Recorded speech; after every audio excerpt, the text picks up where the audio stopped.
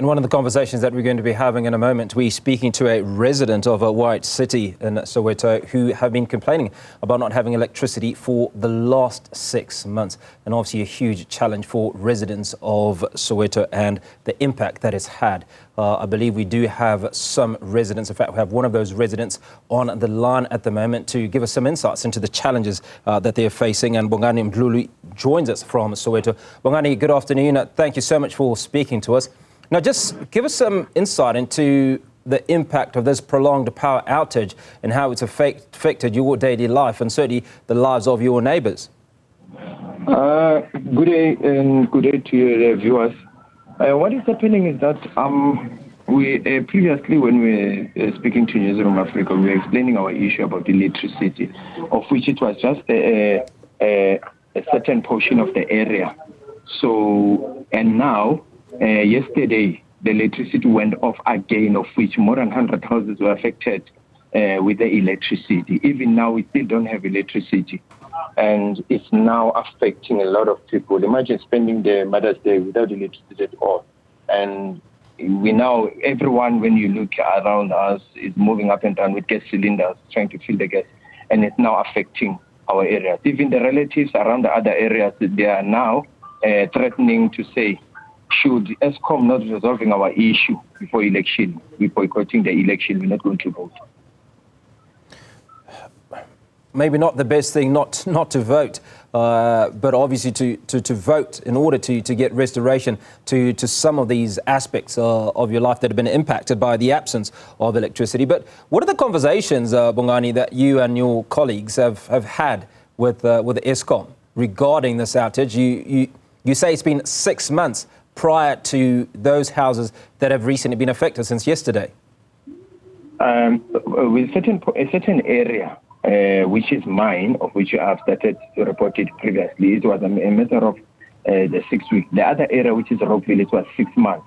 So with the addition of other houses, it now has been expanded. So it's been really affecting us. But to those people who are threatening to boycott the elections, we are trying to advise them that this is not the best solution or the best advice that you need to do in terms of not voting. But however, we need to exercise our right of voting, whether the electricity is there or not. But yesterday, as I've heard that Eskom was on the ground trying to check where exactly is the fault. So we didn't see their vehicles. It was just a hearsay of saying Eskom is around the area there. So when we look and check there was no vehicle of Eskom.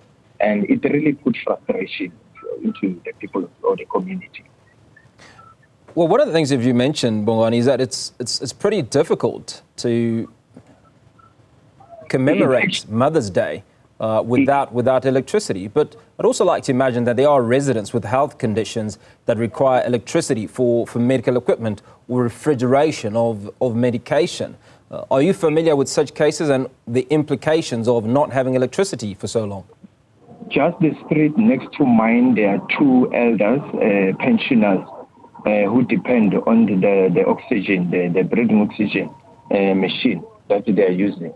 But however, I just heard one of them that was moved to another relative where probably will get the help. I'm not quite certain about the second, the resident, who also like depending on the breathing gas machine. So it's quite challenging. So especially what you just mentioned with regard to the medication that people need to store in the refrigerator, it's a challenge. It's a challenge because not everyone is fortunate to have a generator probably to support such a situation. So it's a really challenge that is frustrating.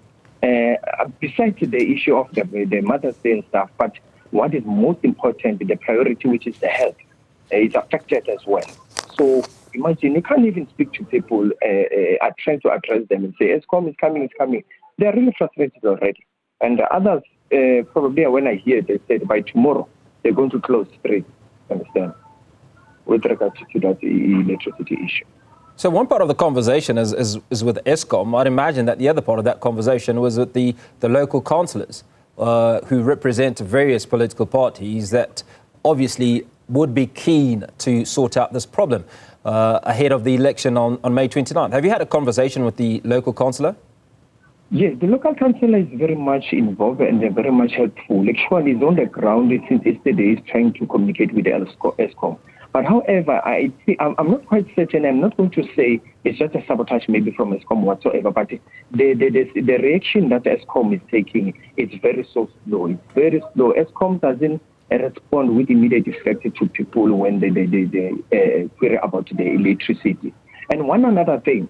Eskom, yes, implemented the issue of prepaid to the resident of Soweto. They're not denying that. They're not objecting that, you understand? So Eskom, while maybe they haven't have sufficient equipment to install new gas boxes where they'll be using the prepaid, then they should have at least repair that minor fault from the old danger box.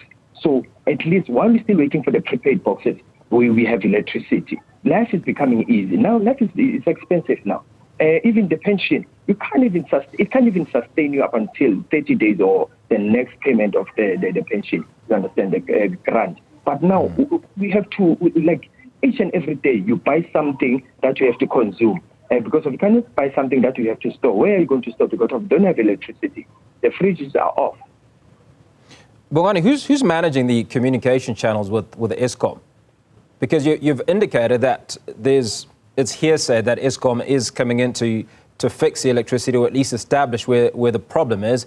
But do you have someone who's dedicated to communicating with Eskom within the community who has a reference number that allows tracking or escalation of the problem?